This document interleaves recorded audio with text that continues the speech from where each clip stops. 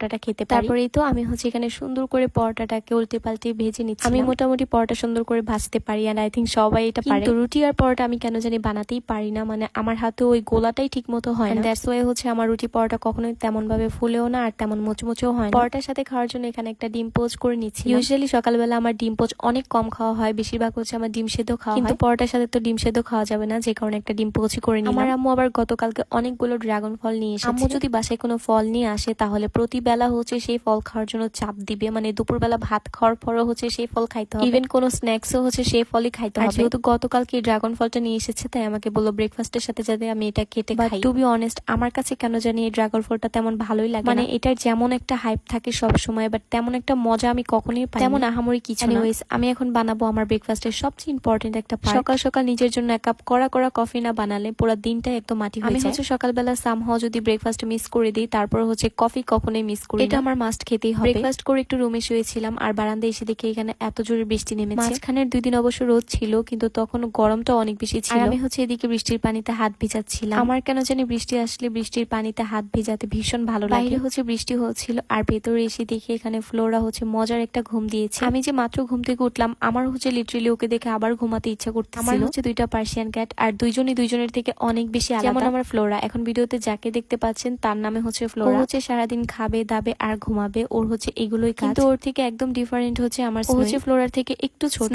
হচ্ছে super active একটা baby, মানে এটার থেকে একদম পুরো উল্টা। সে হচ্ছে